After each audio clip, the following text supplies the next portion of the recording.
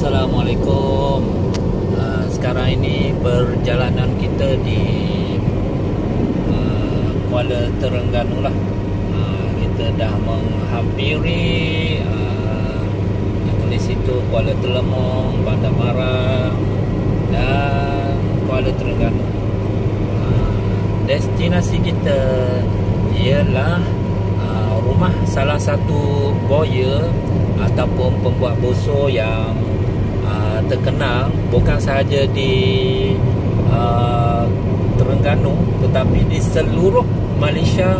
Orang mengenali busul Old 916, buso yang dibuat oleh Pak Zul, Pak Zulkafli, Pak Zulkafli, sahabat lama Abang Syekh dalam memanah sejak beberapa tahun yang lepas, sehinggalah Pak Zul ni terkenal dengan pembuatan buso yang pelbagai version, daripada version pertama, kedua, ketiga dan seterusnya. Dan kini pun beberapa buso memang Abang Syekh memakai buso O916, salah satu buso yang terbaik yang dihasilkan di Malaysia ini, ya, di Malaysia ini. Maknanya ramainya orang yang memakai buso O916 ini. Jadinya okey, kita sekarang ikut kelajuan yang betul, 110 di highway, lebih sikit tak apa. Jadi nanti kita akan bersiaran pula apabila kita sampai di destinasi yang kita hendak pergi, iaitu di rumah Pak Zul. Okey.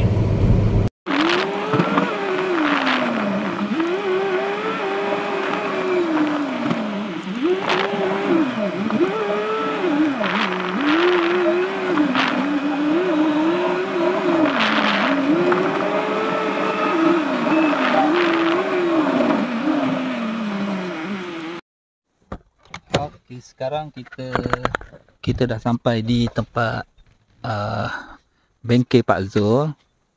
Sekarang sudah nampak sekarang Pak Zul dengan mesin-mesinnya dan juga dengan bobonya. Nak ada suara tak tu? Ada suara tak? Kita tengok dulu mesin-mesin. Macam mana Pak Zul keadaan sekarang? Okey. Power ada, power body ada. Power ada. Okey, Pak Zul kita tunjuk dulu barang-barang Pak Zul. Dengan mesin-mesin ada semua sekali. Okey, ni dalam kedai dalam. Okey. Masa tengok banyak bergantung buso-buso yang canggih-canggih. Ni version berapa kan? Version 3. Version 3 belaka Pak Zul? Version 3 tu kita taruh untuk customer claim warranty. Kita stok dah. Bahan tak ada. Okey. Nampak semua. Bahan-bahan pembuatan ada semua di sini. Nanti kita tanya satu persatu balik. Nampaknya ada lagi yang nak di post Di post. Ini Haji Ghazali dan juga ke Sarawak. Haji Ghazali duduk Selangor, orang lama. Dan ke Sarawak, Dayang. Okey dulu. Bismillahirrahmanirrahim. Hari ini kita bersama Pak Zul, pembuat buso yang terkenal di seluruh Malaysia lah. Bukan setakat di Terengganu, di seluruh Malaysia. Okey. Cuba perkenalkan diri sikit Pak Zul. Nama penuh ke? Okey. Assalamualaikum warahmatullahi taala wabarakatuh. Saya Pak Zul. Pak Zul ni nama dalam dunia panahan lah. Dalam dunia panahan orang panggil Pak Zul, nama sebenar Zulkifli. Itulah boleh duduk di Terengganu. Di Terengganu di daerah Kuala Nerus. Berapa tahun dah buat buso Pak Zul? Buat penglibatan dalam pembuatan buso ni secara secara sepenuh masanya 3 tahun lah. Cuma sebelum ni ada dalam 3-4 tahun sebelum ni kita dah buat, tapi part time je lah. Buat sambil belajar. Sekarang pun sambil belajar juga. Bukan belajar dah, mengajar. Ramai bertanya cara-cara pembuatan. Alhamdulillah lah, Pak Zul dah kedekut ilmu dah. InsyaAllah ilmu Tuhan belaka. Kalau kita sedekah benda dalam poket kita, dia akan susut, dia akan berkurang. Kalau kita sedekah benda yang ada di dalam dada kita, insyaAllah benda tu akan lebih lagi bertambah dan lagi berkat. Betul. Nah, gitu. Betul sekali. Okey, dalam pembuatan busur ni Pak Zul, apa yang perlu kita mula-mula kita ambil berat dia? Dia gini, dia beza sikit pembuatan busur dengan pembuatan benda-benda lain. Sebab untuk jadi seorang pembuat busur ni, yang pertama kita kena tahu memanah. Sebab apabila kita tahu memanah, kita akan tahu kehendak seorang pemanah di atas setiap busur yang dia guna. Jadi sekiranya kita boleh tahu dengan pengalaman, dengan kita sendiri rasa kemahuan pada setiap busur tu, insya-Allah kita juga boleh memenuhi keperluan ataupun kemahuan pemanah-pemanah lain. Gitu. Sebab kebiasaannya sama je. Seseorang nak busur tu lebih fungsi dia lebih kurang sama je. Nak busur yang laju, nak busur yang lembut, yang busur yang tak ada stacking, busur yang tak ada vibrate, busur yang tak ada shock, busur yang senang dijinakkan, tu benda ciri-ciri yang orang nak pada sesebatang busur. Jadi kalau kita boleh memenuhi benda-benda tu, insya-Allah kita boleh jadi seorang pembuat busur yang baiklah. Okey, sekarang ni kita minta tunjuk permulaan untuk pembuatan busur. Apa yang pertama sekali yang perlu dari segi peralatan? Okey, dari segi peralatan tu kebanyakannya seorang pembuat busur dia kena kreatif dalam mencipta alat-alat. Sebab dia tak ada alat yang khusus.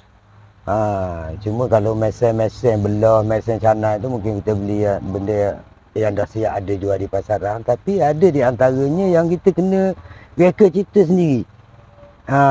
Supaya pembuatan busur yang kita hasilkan tu lebih benda ni lebih dari segi bentuknya dia lebih sama. Kita buat 10 pun dia boleh sama semua. Gitu.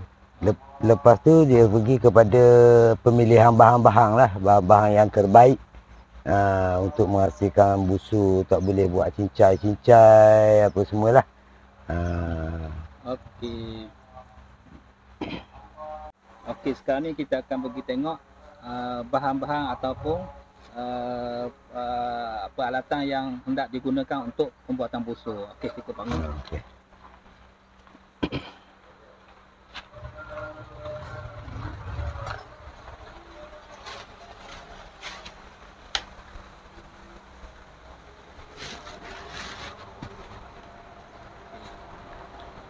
Okey, untuk bahan asas dia dalam pembuatan busur ni, busur yang saya buat sekarang ni ada busur tradisional yang berasaskan EFG pattern bending, EFG bending. Jadi bahan asas dia yang paling penting sekali ialah EFG tu sendiri untuk buat link. Kalau tengok sini, ni contoh-contoh stok saya lah. Ada saiz, pelbagai saiz yang kita perlulah.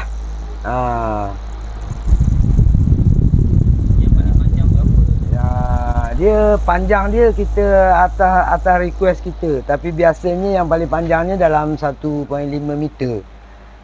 Lepas tu yang paling pendek 1.2 meter. Dan ketebalan dia pun ada yang 3 mm, lepas tu 4 mm, 5 mm, 6 mm. Ada yang lebar 3 cm, ada yang lebar 4 cm. Jadi pilih bahan, kita order bahan yang apa yang kita nak pakai. Cuma dalam pemilihan EFG ni dia ada tiga grade. Grade yang pertama, grade yang hijau jernih. Hijau jernih tu kalau nak buat flat bow memang terbaik lah. Cuma kalau untuk bending dia masalah sikit. Sebab yang hijau jernih tu dia punya serat dia tak lurus. Jadi proses untuk bendingnya ada masalah. Yang kedua yang biasa yang saya pakai ni lah. Yang saya pakai ni serat dia lurus, apa semua, proses bending jadi lebih mudah. Dan color dia tidak terlalu cerah, tidak terlalu jernih dan tidak terlalu pudar. Dan grade yang ketiganya adalah grade yang terlalu pudar. Terlalu pudar tu macam seolah-olah tak cukup bahan. Tak cukup bahan, tak cukup resin. Jadi dia tak boleh bertahan lama. Sebab macam bos saya ni saya bagi waranti selama setahun. Kalau kita guna bahan yang tak tahan lama, kita yang rugi sebab benda tu akan sampai balik kat kita. Jadi kita akan gunakan benda yang betul-betul berkualiti lah. Okey, sekarang kita pergi kepada proses binding. Untuk binding EFG ni dia epoxy resin. Jadi dia ada cara nak binding dia. Langkah pertamanya kita kena belah dia. Kita belah jadi dua macam ni. Belah pakai apa tu? Belah tu pakai pisau biasa je. Jadi letak pisau atas ni, ketuk je. Sebab tu pemilihan EFG ni mestilah yang orak lurus. Kalau dia orak dia tak lurus, dia jadi masalah. Okey. Yang kedua kita pergi kepada alat bending. Macam yang saya katakan tadi, alat ni kena reka cipta sendiri untuk memudahkan kerja. Selain alat, kita kena ada mole. Mole ni setakat mana kita nak bending, panjang mana kita nak bending dia. Berapa inci? 13 inci ke, 14 inci ke. Jadi kalau kita nak bending 14 inci, kita kena belah 14 inci dan mole dia saiz 14 inci juga. Saya guna ni alat bending saya. Alat bending ni mungkin di dunia ni satu je ada. Okey. Cara dia, ini mole saya. Okey. Ini mole dia. Jadi guna alat ni macam ni.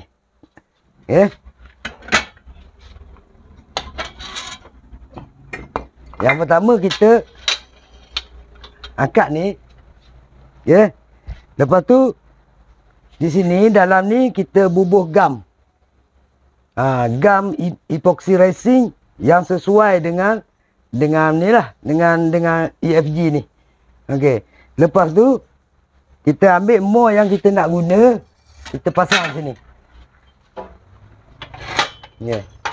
Kita pasang sini. Lepas tu bila dah kita bubuh gam dalam ni, kita cuma perlu angkat ni. Okey. Letak je. Okey.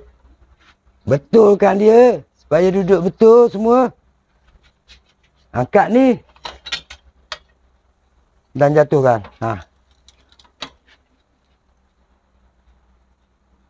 Okey. Lepas tu untuk lock dia, yang ni pun buat sendiri. Okey. Masuk saja dalam ni. Satu dalam ni. Ambil pelapik dia, letak sini.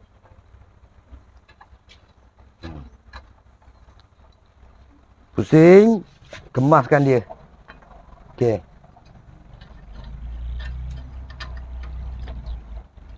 Okey.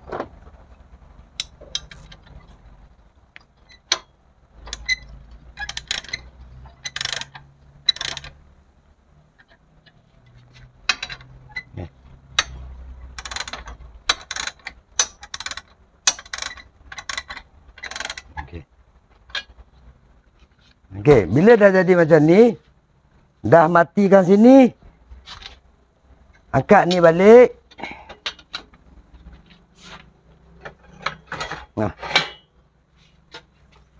Jemur dengan dia. Lepas tu pasang mol lain, buat lagi. Jadi ini bergantung kepada bilangan mol yang kita ada. Kalau 10 ada 10 batang lah sehari kita boleh buat. Bila dah siap sebelah sini, dalam masa 12 jam, okay, kita buka ni, buat sebelah sini pula. Macam tu. Okey. Okey. Ni yang dah siap bending. Yang dah siap bending. Jadi kita boleh tengok, ya. Dah siap macam ni. Dan ikutlah saiz yang kita nak. Saiz yang kita nak bersesuaian dengan pounder yang kita nak. Okey, di sini kita boleh test hasil dia. Hasil ni, hasil bending kita. Maksudnya kalau kita pegang macam ni, kita boleh lentur dia. Nampak? Lepas tu dia balik pada kedudukan asal. Dia tak pecah. Tak pecah dan tak patah. Okey, lepas tu dah proses seterusnya kita kena buat siah. Siah dia. Okey, siah dia kita kena potong kayu biar jadi bentuk siah macam ni. Saya guna kaedah ni buat pada kayu tebal, lepas tu saya belah dua.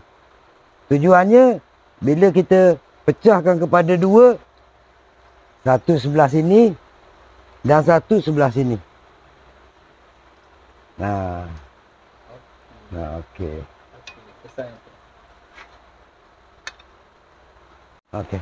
Dari yang macam ni kita pun pasang siah. Kita pasang siah. Guna apik G. Okey, pasang siah kiri dan kanan. Dengan guna gam yang sesuai dengan dia lah. Okey. Bila dah siap macam ni, semua dah buka, dah betul-betul kering. Okey, kita buka dia.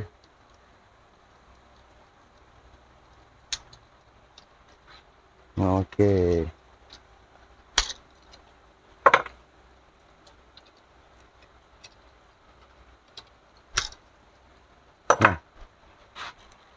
Bila dah jadi macam ni, tinggal lagi kita outer saja bentuk dia.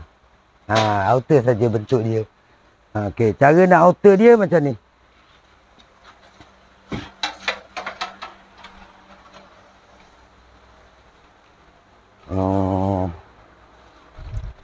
Ini lah contoh. Okey. Bila dah terpasang, kita outer je bentuk dia supaya dia jadi halus. Lepas tu dia jadi lurus. Keadaan ni dia jadi lurus. Jangan dia bengkok sebelah apa. Ini saya tunjuk ni yang ada seorang pelanggan kita yang accident motosikal. Jadi lim dia ni patah. Jadi dia hantar untuk repair. Jadi oleh kerana bone ni baru lagi, jadi kita tukar kedua-dua siah dia ni. Jadi tekniknya macam tadi, pasang siah, lepas tu outerkan biar dia jadi lurus dengan cara grinder apa semua. Bila dah siap, barulah kita lilitkan benang kat sini. Lilitkan benang kat sini. Lepas tu ada contoh.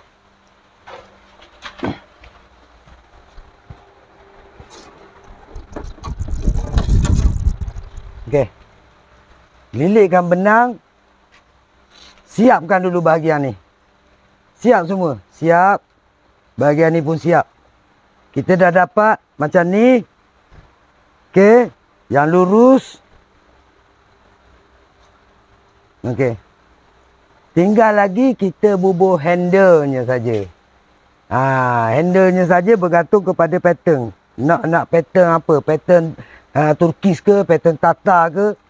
Okey. Sini. Ini contoh handle yang dah kita outer. Kalau kita nak buat Turkis, kita letak handle di sini. Sebelah sini. Kalau kita nak buat Tatar, kita letak handle di sebelah sini. Cara nak setting kedudukan handle pula, kita kena ada juga satu alat. Alat ni alat yang tak ada jual di kedai. Alat ni alat yang memang buat sendiri. Okey, cara dia macam ni. Okey, sekarang saya tunjukkan cara setting untuk pasang handle dia. Yang pertama sekali kita kena ada tali sementara. Jadi kita pasang je tali sementara pada bor yang belum lagi kita pasang handle. Okey. Ya, sekarang dia dah jadi macam ni.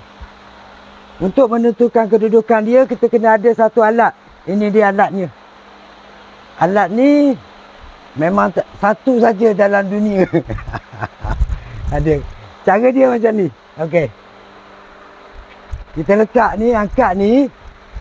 Kita letak sini. Okey. Letak sini, pastikan tali dia ada pada tulisan ni. Samakan tali. Okey. Lepas tu kita tekan. Nampak? Okey.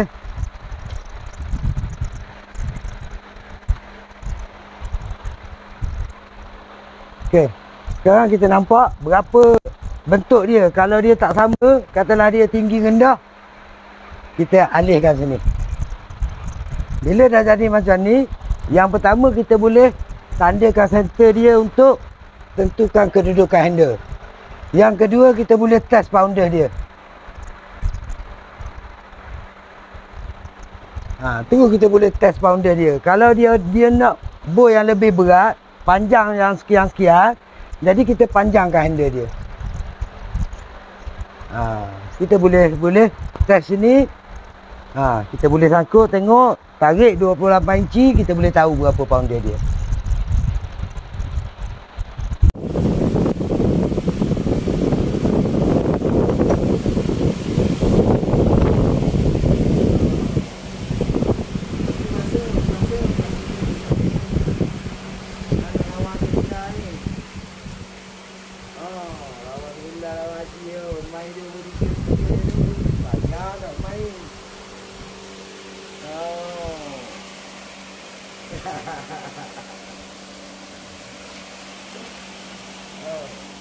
Apa kita atau dyno masuk cek komputer kasi rasa dia lengang situ lagi di belakang lagi.